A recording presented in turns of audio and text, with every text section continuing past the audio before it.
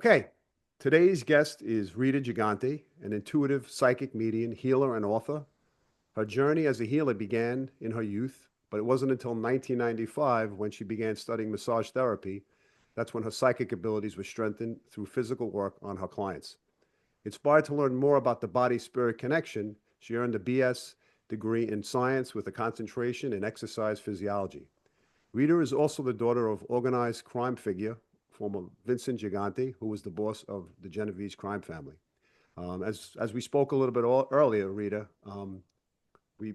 I just we don't want to be cast off into a specific a label Right, of our past. And right. when you read a bio of somebody, no matter who I interview, we're always expanding and always growing to become more than the present moment.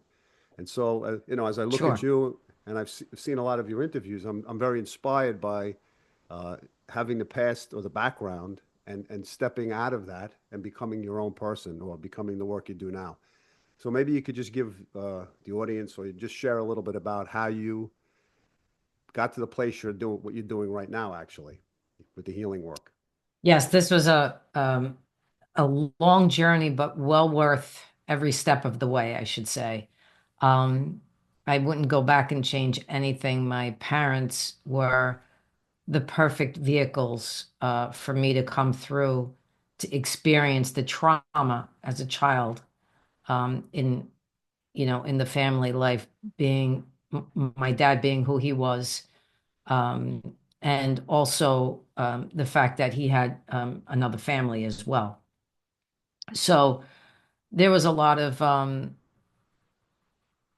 for me, being an empath or being born as an empath, I want to say this was a struggle because I would, I would feel everybody's stuff in the family.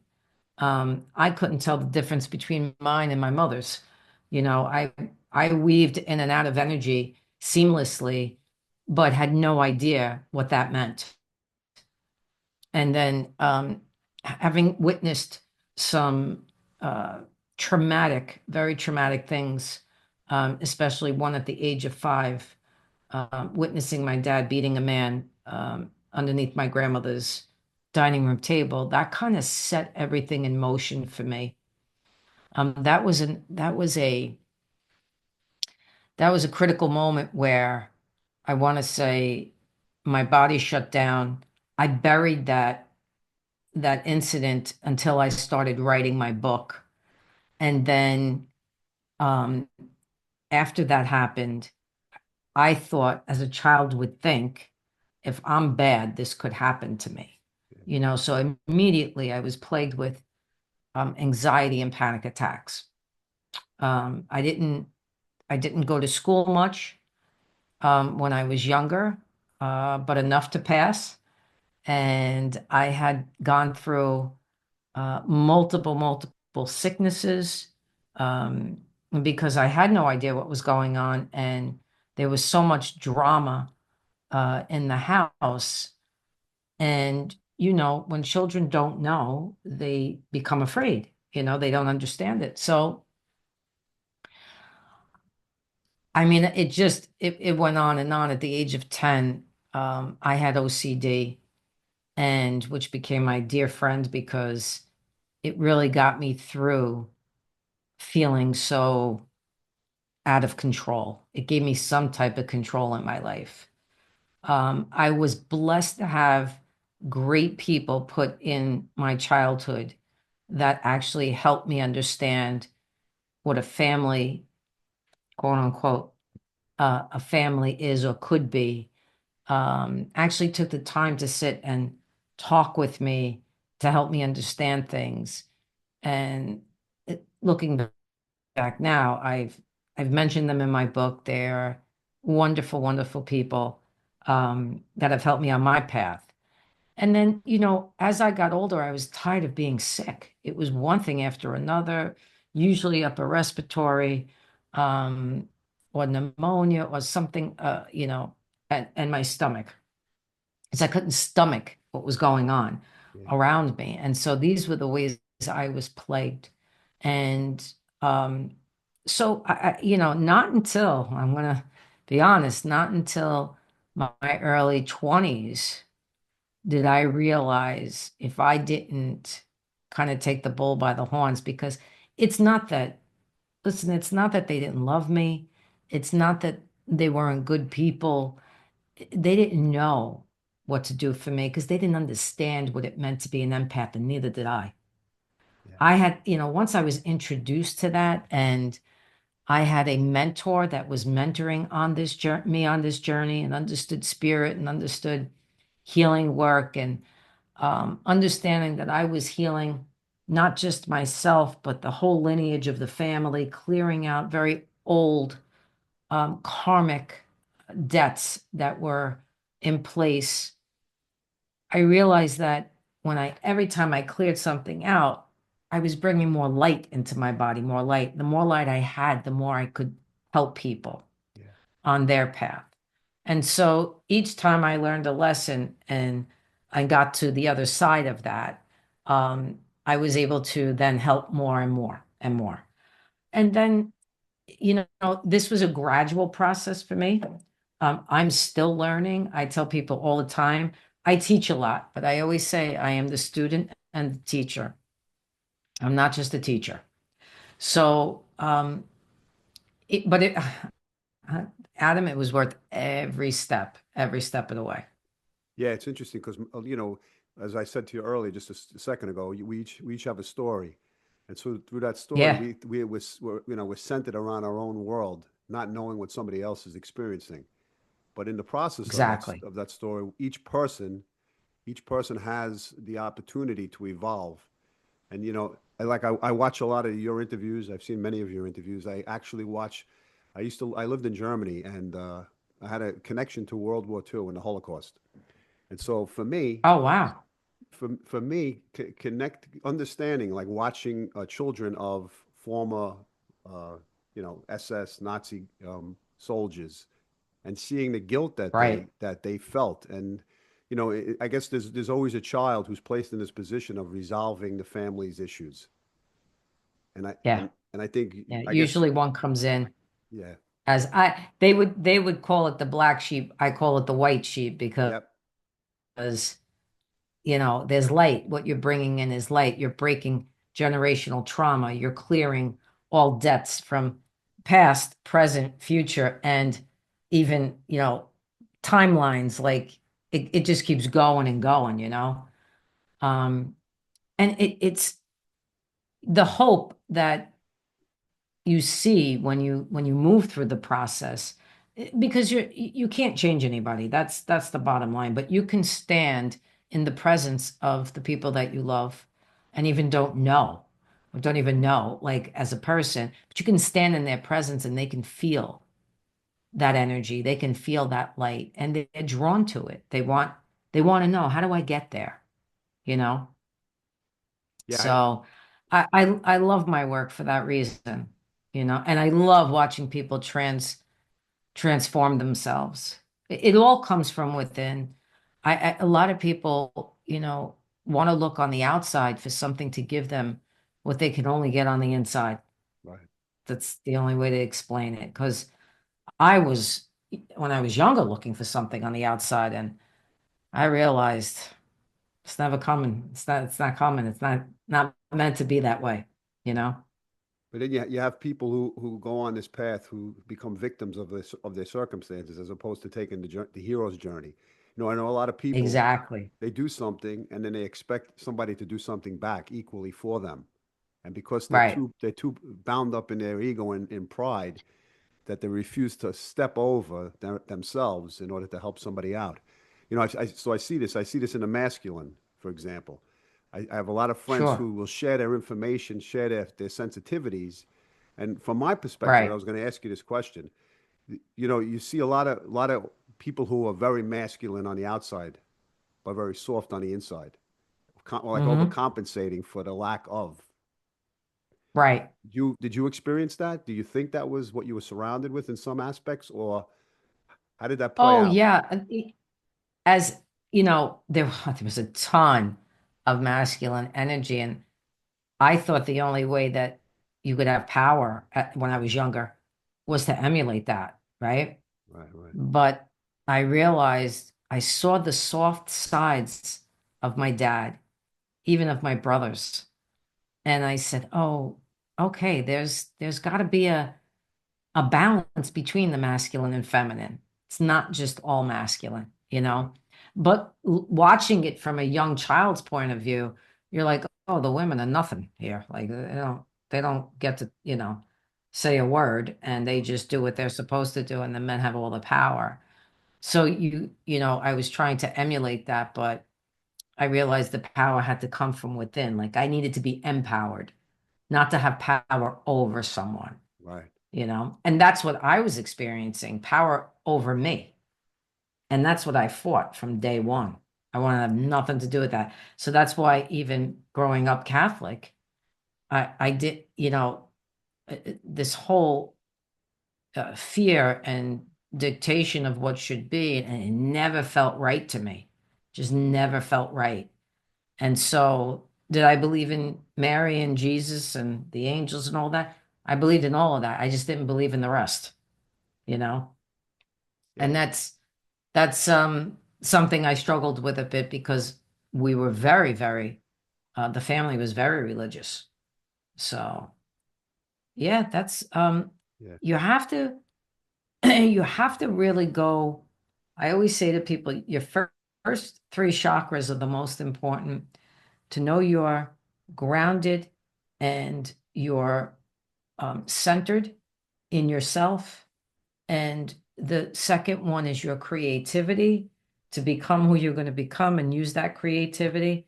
And the third one, excuse me, is your will and empowerment and to know that you have that and so that you don't exert it over anybody and they don't exert it over you, you know? So important to understand the first three in order to understand the rest. So, yeah, I've seen it all, but I've also seen the other side of it as well. I've seen the soft side, which was lovely. Yeah. You go, as you mentioned, the chakras themselves. Obviously, certain people face more adversity in order for us to really climb the ladder to get to where we're supposed to be. Oh, my God, You yeah. know, that resistance. I mean, I know for myself. Um, you mentioned the church before. I want to just touch upon that because I grew up in Brooklyn, and you know, my mother was Jewish, my father was Catholic, but he never spoke about what he was. And so the neighbors Okay. next to me were Italian, and I was very close to them. But I would see them going to church on Sunday and then talk about every race who was sitting on the porch. And for me, it was, I used to look at this as the hypocrisy of it because I didn't understand it. Yeah. I used to see my friends going to the church, going and making the sign of the cross and look in and see what they were doing because I was interested in it. I had some interest. And then my grandmother, who Right. was Catholic but never told me, took me to St. Patrick's Cathedral when I was 6 or 7, and we were lighting candles, and I didn't know who we were lighting candles for, but eventually I found out. But I found from, as I'm sure you could understand, when when you do a reversal, when you grow into spirituality, and when it has a Right. sense to it, then it makes sense. But when you're Oh, indoctrinated, yeah. then there's nothing. 100%. There's nothing left, Right. of that. So Right. when you were younger and you were doing and you had this intuition and this sensitivity, did you have an idea what your father was doing, and you didn't want to see it or deal with it, or did you just? No, if for me it was, there'll be people that can relate to this. Um, for me, it was, when you grow up, I had a lot of questions in my head. I knew he was important, but I didn't know how. I knew people came to him and he gave orders, you know, like that I knew, but I also knew never to ask.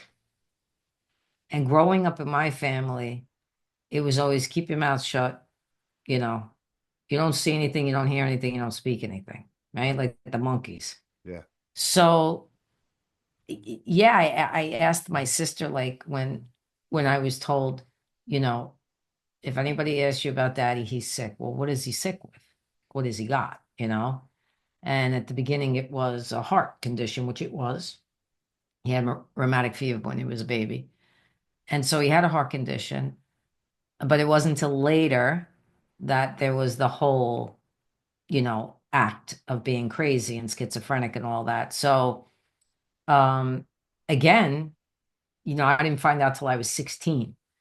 But did I have questions? Did I know things but didn't know? Yes.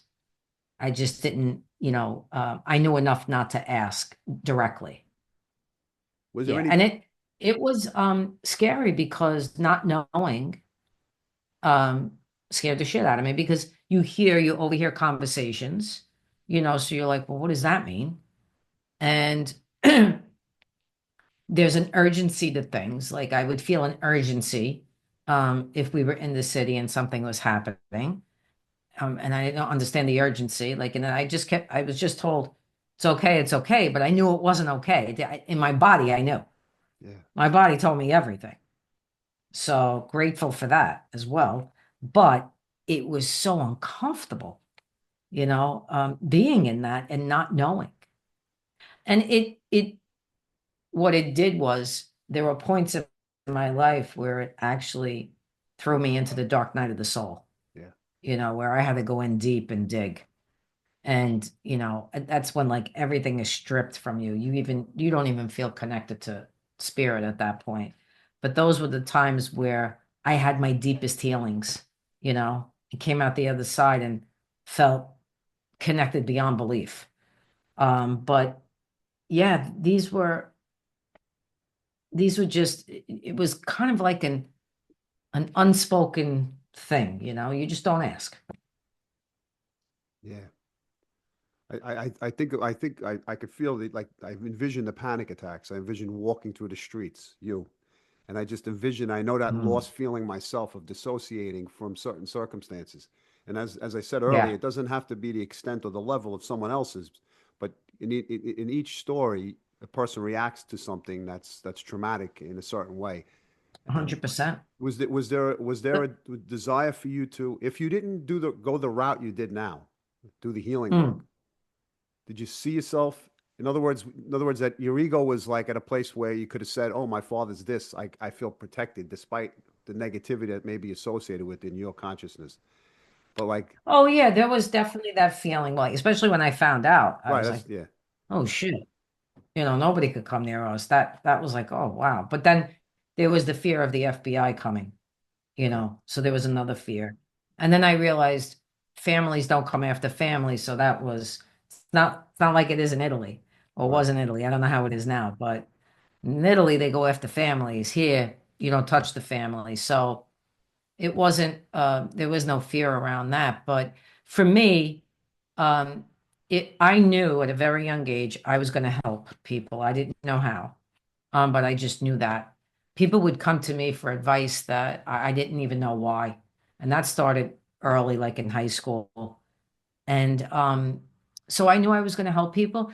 At the very beginning of schooling, I went into psychology because I thought this is a great place. I also was very fascinated with the human body.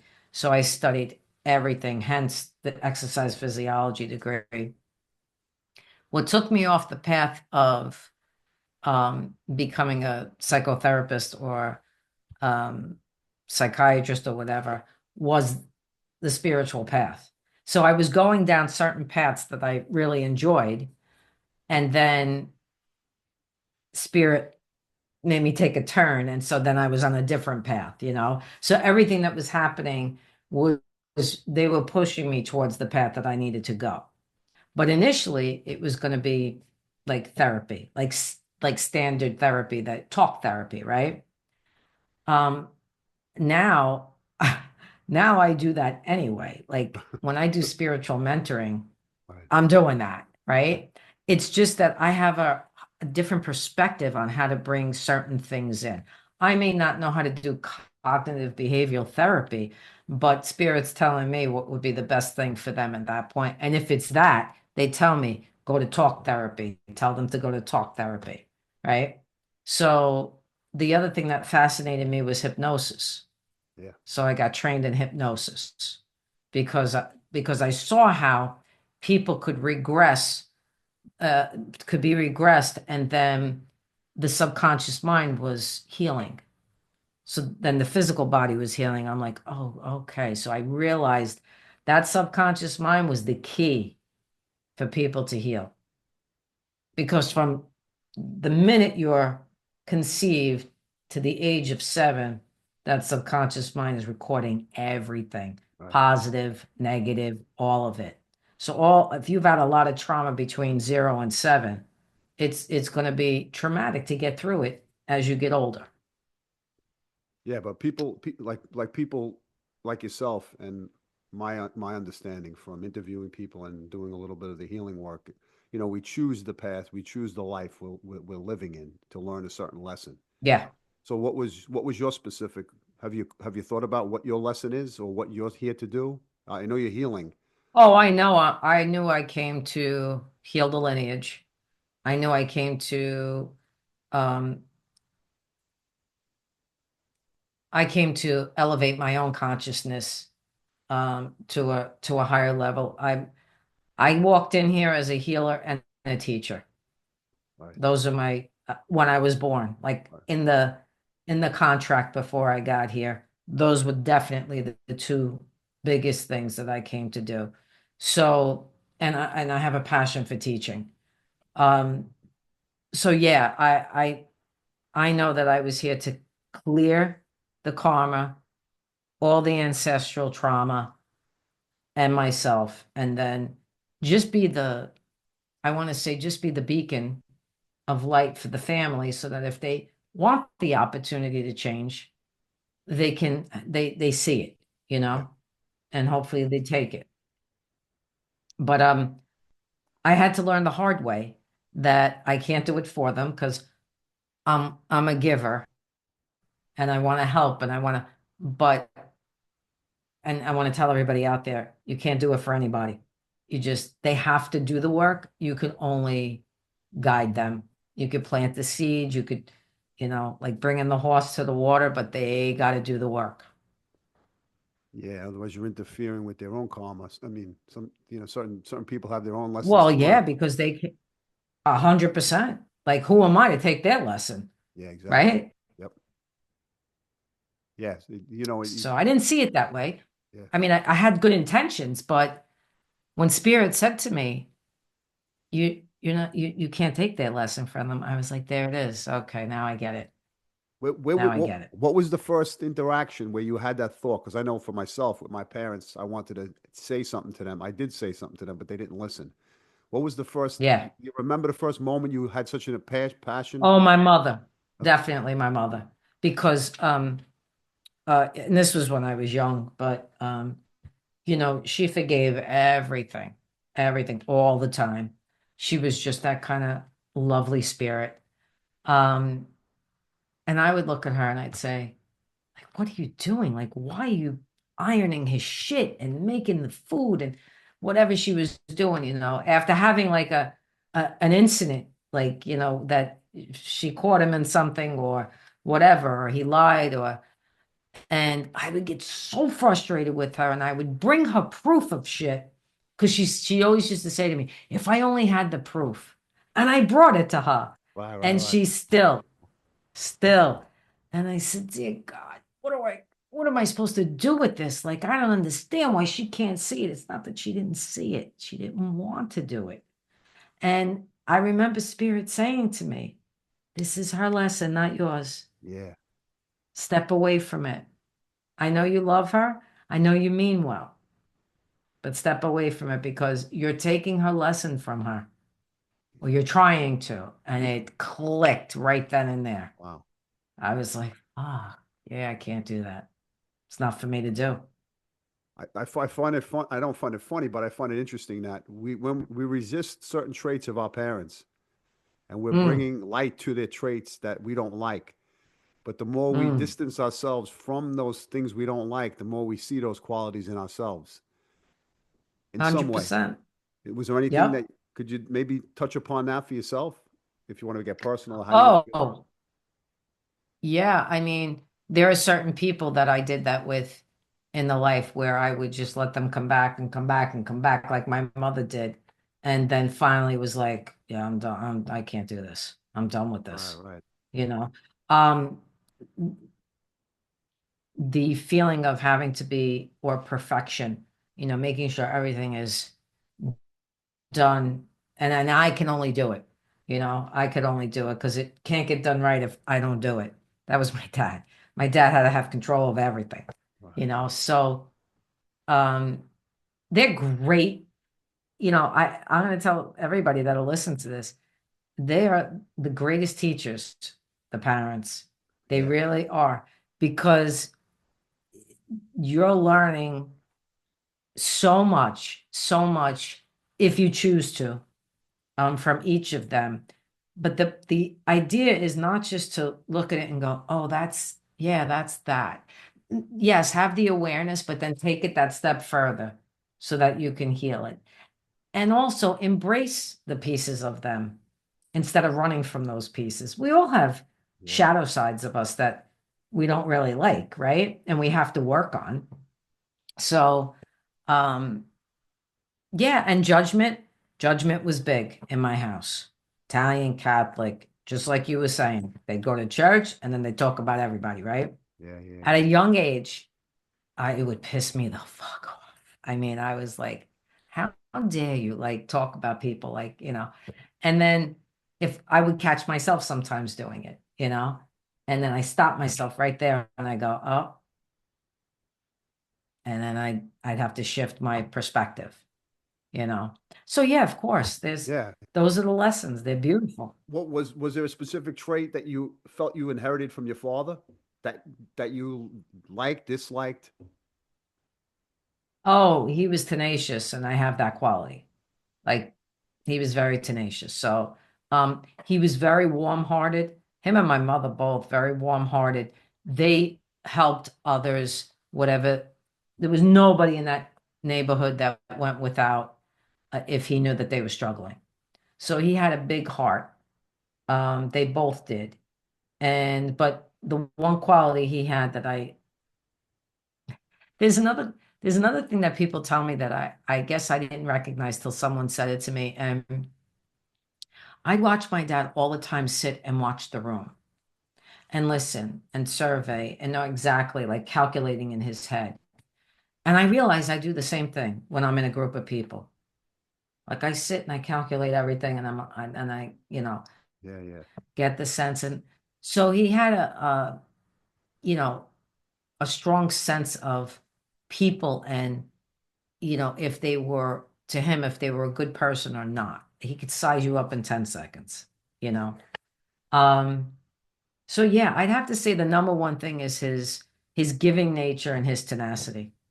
Yeah, it's interesting you say that because I brought that up earlier, sensitivity, because when it's sensing something, right, that ability to sense something, I think a lot of empaths can either go the path of surrendering and revealing their vulnerabilities, weaken themselves, and then become strong, or become boxed in with ego and become aggressive and never really cave into that. Exactly.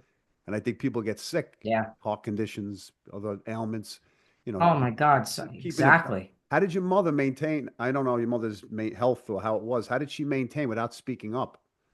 Did she have issues? There were times where she rattled the cages, especially when it came to me. She was my fierce protector as I was hers. So there were times where she rattled the cages with him. Um, but after it was done, all was forgiving, kind of thing. My mom, physically, the last 3 years of her life, there was a lot of physical stuff that happened. But she'd had high blood pressure. One of her kidneys had to be removed. Like it hit the physical body multiple times for her. Um, and yet there were healings that happened for her as well. I remember um, I had learned doing the laying on of the hands. Yep. Have you ever heard of that? Yes. Yep. So I said, Ma, I want to do this with you. I said, stand here. And my niece was next to her. I says, I'm just going to pray over you. I said, and I'm gonna, and if you happen to feel like a feather, like you go down, don't worry, Allison will catch it. She was like that. All right, she says, do it, but I already know it's not going to happen. Boom, she goes down, Wow. right? Wow. I didn't even get my hand up, like, like it was not even 5 seconds. Right. Right. She Right. goes down, she gets back up, she goes, what the fuck? She said, oh my God, I felt a tremendous release. I said, you did? She's like, yeah, I was practicing. I had no All right. idea what was going to happen. You know, she released some kind of emotional shit that she had attached to her. She felt 100 times better. Like so much light came into her after that. I wish I could have kept that up with her, you Yeah, know? yeah, yeah. Um, but she would go into deep depressions and she was on some medication for it. And it just, you got, it ended up going physical for her at the end, which was heartbreaking to watch. But I understand everybody has what they have to go through, Yeah. you know? Well, She gave up her power yes. to him. She gave up her power to men, but also even to God. Like it was always whatever God wants, or I don't want free will, she would say to me. I don't like it. I don't want to own my shit, is really what she was saying. I don't Yeah, want to yeah, I make get it. decisions and own my shit. Whatever God says, we'll do, you know? So it's She didn't complete realize she surrender. had power. Ah, she had no idea she had power. Oh, yeah. And I'm going to tell you, the beautiful part of my mother, which I got from her, she could sing like Barbra Streisand. She could dance like nobody's business, and she could paint and draw. She could have done anything. Very, very talented. So, and she did those things like, as I want to say, hobbies, right? Um, but the power piece, she just didn't know.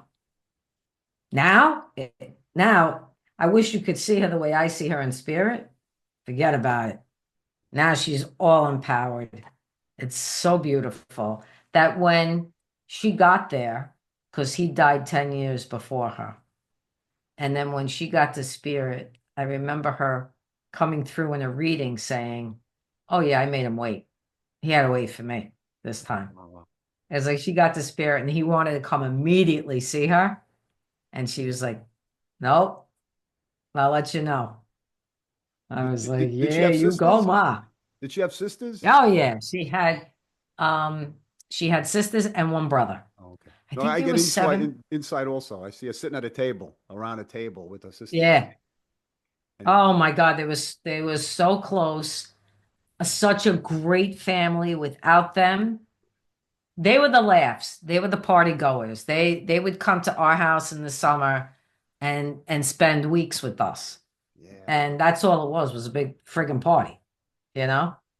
It was awesome. That there was the light in all the darkness right there.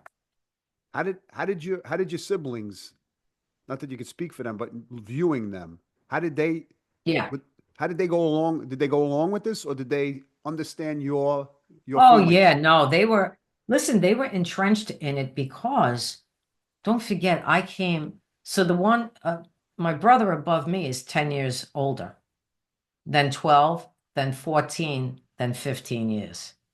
So I was a change of life baby, you know. When they were young with him, they had a different dad because he wasn't who he was when I came. Right, right, He right. was already moved up in the ranks and became who he was, right? So I got a very different side of him than they got. Nonetheless, there was trauma to that as well. So every one of us, if we wrote a book, would have a completely different story based on how they were treated, based on, the relationship they had with him and all of that. So yeah, they were entrenched in it, unfortunately. You wrote a book, your memoir, The Godfather's Daughter, An Unlikely Story of Love, Healing and Redemption. When Yeah. did you get the idea of doing this and how did it I come didn't get the about? idea. Spirit came to me 15 years before I wrote it and said to me, start to journal. You're going to write a book. I thought to myself, write a book? What am I writing about? They said, start to talk about your story, how you grew up, the whole thing. Okay. Unbeknownst to me, that this was going to be the beginning of the clearing of my energy because every time I wrote, Yeah. for 3 days, I had to recover. Okay. So I was writing and writing and writing. And then 2 years before the book comes out, I'm introduced to this woman that could help me put it all together. And now I'm doing the stories over again. And every time I do it or write or speak or whatever, 3 days I'd have to recover. So all of it was coming out, coming out, coming out, and then having to heal it, which was the perfect venue and catalyst for me to be so much more spiritually aware and enlightened and evolved. Because as I cleared, more light came in. Yeah. I'm So writing. it got released in 2012, I believe. Okay, I Yeah, want to ask so you about I want to ask you about that because you mentioned the clearing. It's sure. funny because I'm writing a book myself, a memoir, Yeah, and in the process of doing it, about 3 days after writing a specific chapter of information that rattles me, I'm in another world. And yeah, I catch myself from not allowing it to spill out of myself, reliving certain circumstances. But the fact of writing it, people right, say it's cleansing. It is cleansing, but I think, as you're saying, once it's finished, and then I can look back at it, and it's all out, or it's I no longer have to reflect right. back on it. Then it becomes a healing. Is that what you're saying? Or Absolutely. yeah, Absolutely. Absolutely. And people always ask me, why did the like certain things like repeat, right? Number one, we heal in layers. We never heal all at once. It's too much for us. So you may think you're done with something and then another layer of it comes up, right, right? right, right. Um, that's for everyone. That's just how it works, depending on the kind of energy you came in with, how strong you are, or where your weaknesses lie, and all of that. So you always have to, I say, you always have to see it from the higher perspective once it's out of you, right? You have to see it from a different plane. How I began to heal and forgive my dad and my mom was see them as not my parents anymore, but as humans. And we all have faults and we all have things that we're trying to work through and all of that. I had to see them as not my parents at that point, How did you you do that? know? Yeah, I took myself, like, I had to step back and say, what would I feel if I was in his shoes? How would I feel if I had to run an organization the way he did? He was in charge of an organization that was huge. So you have a family in the street, you have your first family, I want to say, and then you even have another family, Right. right? That's three families, and the street had to come first because he had to make sure everybody was protected. How would I feel to have to look over my shoulder my whole life? How would I feel to have to be confined to a 4 block radius unless I was going to a doctor's office? How would I feel to only go on one vacation my whole life? See where I'm going? Yeah. And then I did the same thing with my mother. And I put myself in their shoes and I'd say, shit, I could understand like why they would feel that way. The flip side of that is, why didn't you feel you should change that or come to terms with it and then make a shift or a change? If that's not what you wanted, if that's what was holding you down and putting chains on you, why didn't you make the change? For my mother, it was, gotta understand, they were babies. My grandmothers knew each other. They'd be on a roof playing together. They grew up together. Their first kiss was at 12 years old. My mother loved the innocence of him, and that's why she never left and told me. I never left because I remembered the 12-year-old boy and the innocence of him. Okay. My father didn't change. He had the opportunity, but he liked the power. And it also helped us and me, the family, to do our work here, him being who he was. So then I hear that perspective and I go, exactly. Leave it alone. Nothing should change because it got me where I was, right? Right, right, right. If you don't take the opportunity to make the change, then you don't benefit from it. Yeah, But if yeah. you take the opportunity, you become who you're supposed to be. You got into eventually into mediumship, or not? You didn't get into it. It's obviously, yeah, and you moved into that energy itself. And did you have any connections to your Yeah. father? Did you who was the first So person to come? the only reason why I know I can do mediumship is my father, Explain. because he came to me. Yeah, because he came to me. And it took him a minute to get to me. When he came, the first time he came in, he was a bull in a china shop. He wanted in because he wanted to talk to me, because if we exchanged 10 words, my whole life, like each time I saw him, it was a lot. So he wanted full on, let me talk.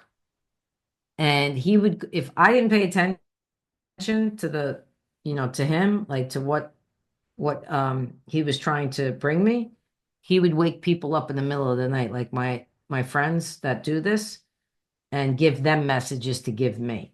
Wow. Until finally one day I was open enough. I was doing a healing, and I was open enough where I saw him and we started to talk. And from that moment on, he hasn't shut up.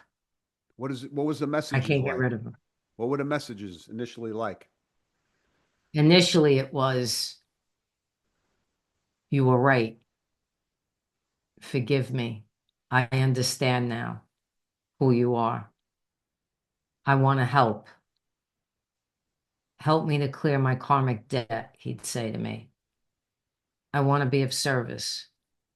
Whoever you need help with, I will come into the readings. And he has, Wow. and he has. He wanted to make amends. He wanted to explain to me his side of it and why. And he wanted to say how sorry he was, for not being who he needed to be as a dad, for any of us, for that matter. Um, but these were the initial conversations with him. And I couldn't refuse him, because I wanted to help him clear his debt as well. He gave me the gift of showing me I could do what I'm doing in my life. And now I wanted him not to have to suffer in another life, or if I could help him not carry all of it into the next life. And so it was it was an unbelievable, I will never forget it. I know exactly where I was in my home, not the home I'm in now, but I owned another home. And I was in the healing room, and the sun came in, and it was just an amazing, amazing experience. And that's how I began mediumship. So, not for a long time. I was the healer, the teacher, the psychic, and then the mediumship came. Yeah, that's a pretty good development. If it went any faster, I don't know if I'd be able to handle it. So I had a lot of help. I really had a lot of help, not just people here, but the other side. So I'm grateful, and we all have it. I need to tell everybody this. Everybody has the gifts. Yeah. You all can, whatever, however you want to cultivate them. It could be a little bit, it could be a lot, but we all have it, and we always have a team helping us with it. Yeah, So, I was going to ask you in terms of the healing work you do, what does it look like? And for uh, persons, they gave me, first I I I had I got attuned to Reiki to the second level, and then it just didn't feel like right to me. Like I was like, I just don't jive with it. yeah, And then Spirit introduced me to the chakras, and that was my gig. I learned everything and anything I could about the chakras, and I'm still learning. And so I use tuning forks. My hands, sometimes they're on a person, sometimes they're not. I am just bringing in the energy, like the conduit. They're doing the healing, the person, because they wanted it. And their team and my team are working together as it's happening. So they get whatever they need in that moment. And sometimes they come. and it's one and done. And sometimes it's multiple times. Yeah. So it really depends on how far they want to take the healing, you know, multiple factors, but that's how it looks at the moment. I feel like almost like a carpenter where I have a belt and there's all these tools, Right, right, right. and every time I learn something, I use the tool. Whatever tool they tell me that day to use, I use. That's interesting. I If always it's a tell guided people, meditation, yeah, go yeah. ahead. Go ahead. Yeah, I was going to say that in terms of healing wise, I looked at it as a different, a different, a different road to go up with the same kind of, not protocol. Like if you have pasta, you have different shapes of pasta.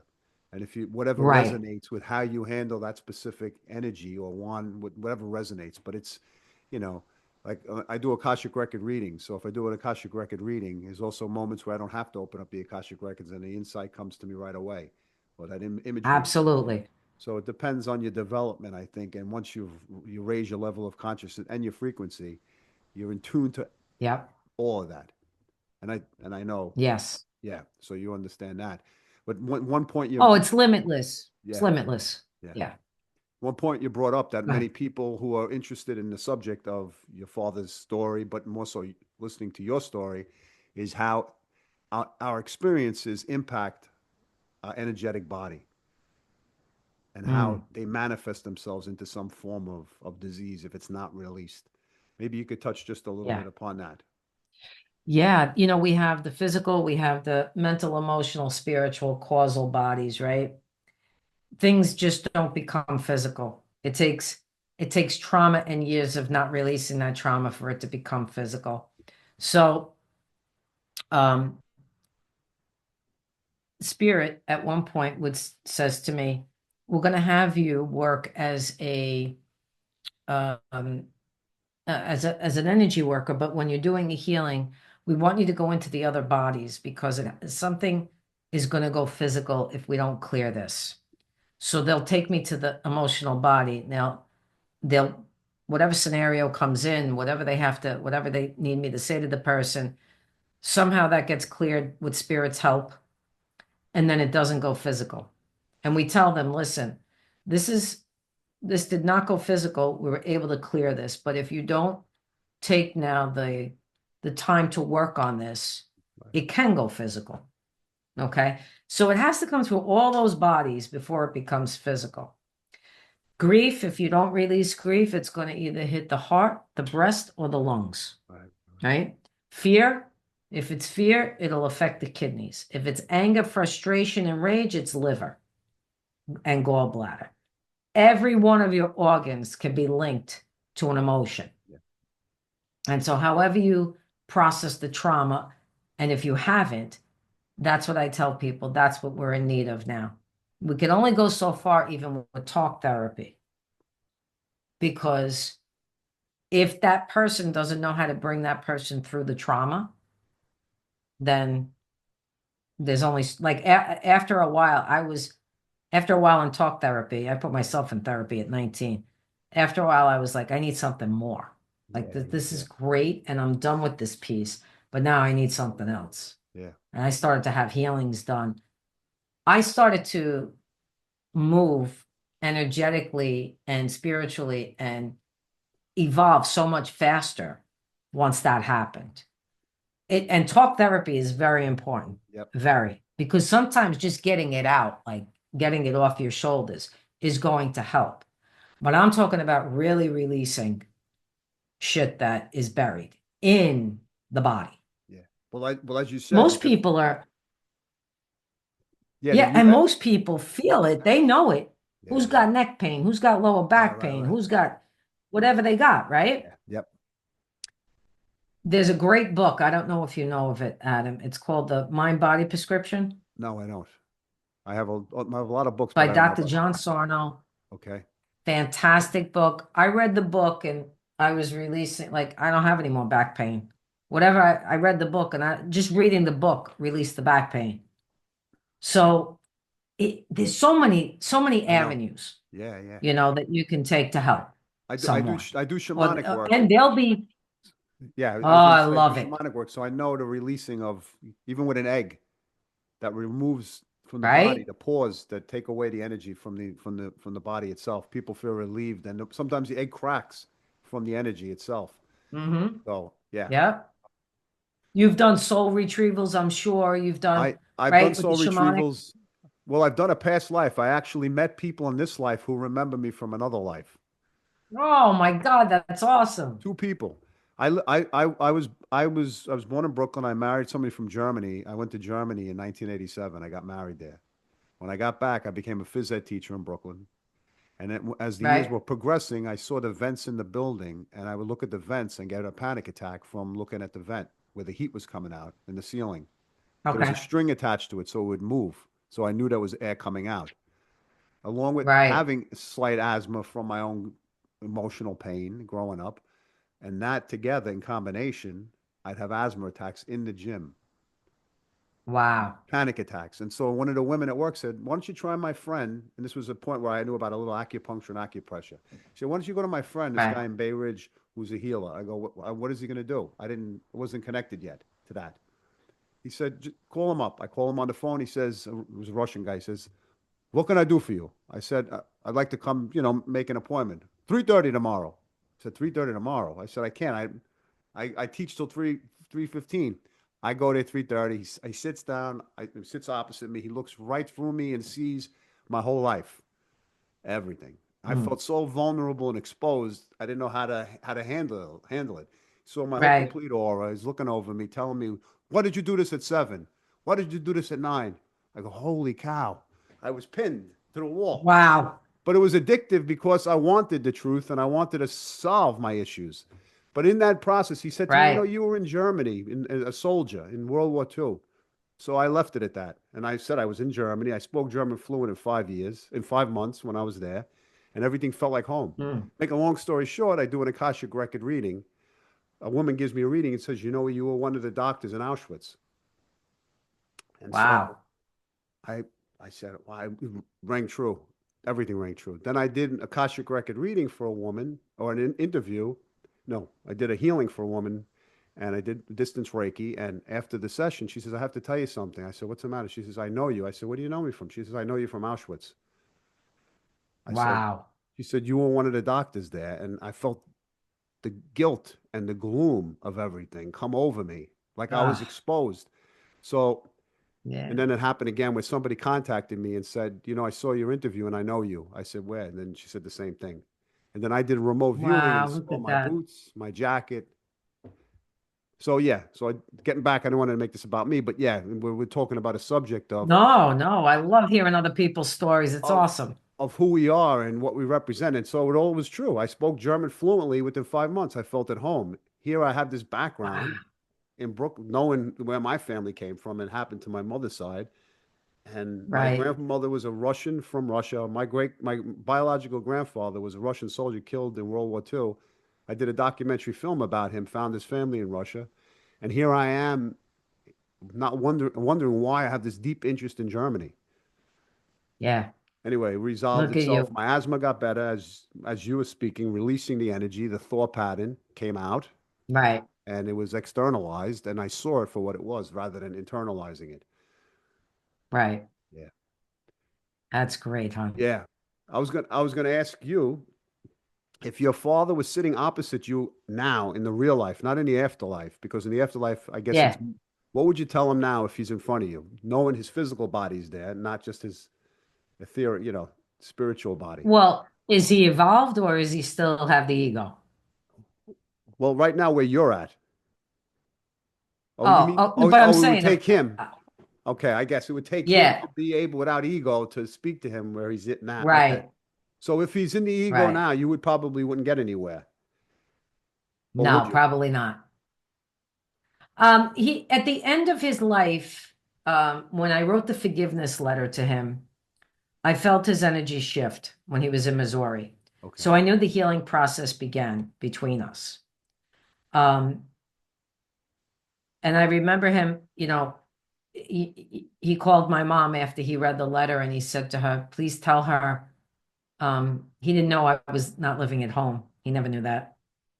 He said, Um, please tell her I understand.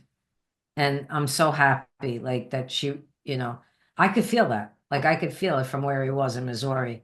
And I thought to myself, okay, this is the beginning. I had no, I had no attachment to the outcome of when I sent the letter. I just woke up in the middle of the night and started writing, and I heard send it. And that was the beginning of him healing and shifting the energy. So if he lived longer, probably we would have come to terms um, a little bit differently. But I'm so glad it went this way, to be honest. Yeah, I got that. I got that. Yeah. All right. I was going to just ask you if you could, first of all, just tell people where they could reach you if they're interested in reaching out to you. Oh, sure. So they can go onto my website, ritagigante.net. They can reach me on email, ritagigantepsychic@gmail.com. I'm on Instagram. I'm on Facebook. I can't stand it, but I'm on it. So those are the best ways. Yeah. And Yeah. if you could leave everyone or me with a message about what you want to say that's most important at this moment or was important in Yeah. the past for you. I would say don't be afraid. Don't be afraid to search yourself for the truth because it's inside of you. Don't look on the outside. You will never find it. But you have those on the other side and people even here that will help you to get there. So don't be afraid. There's nothing you can't overcome here. Nothing. Yeah. And that's those are great words and they're inspiring words. And for me, what I get out of a lot of what we're saying is that you were able to be the lighthouse of spirituality that you are in order to have this true honest connection with your father and your mother as opposed to having it in the real life where you couldn't interact with the energies. They were too blocked. Exactly. So it's very interesting Exactly. for people to understand that the soul goes on, and despite this human Right. experience, we're still learning and Right. growing, even if people are not with us in the physical body. And That's like incredible because there are people that think, oh my God, I didn't fix what was between us. And I always tell them, you can still fix it. yeah, You can still fix that yeah. because that's why we're here. That's why people do this work. They're helping others to be able to connect to fix that piece of it. Well, okay. On that Yeah. note, I want to thank you for sharing your insight, No, thank you for having me, hon. This was your life wonderful. experience. Yeah, and I'm inspired and I'm interested in. I relate to the path, not the life experience that you had, but I understand I know. your reactions towards life's experiences. So Yeah. Listen, anytime I would love to come on again. And where do you actually work out of, Adam? I work out of the house. I'm in Jersey. I'm Okay. in Manalapan, New Jersey, Marlboro. Manalapan, that's not, yeah. Where are you? Oh, Okay. So if I wanted to come and have a healing or whatever, I could yeah, come let's to do you. it. Absolutely. All right. Absolutely. Fantastic. Yeah, I yeah, would we love definitely it. do the shamanic work, do the clearing, and send it off. Nice. Oh, Nice. Okay. Perfect. Thank you so much, hon. all right, Rita. Appreciate it. Okay. God Enjoy bless. your day. You too. God bless. Yep.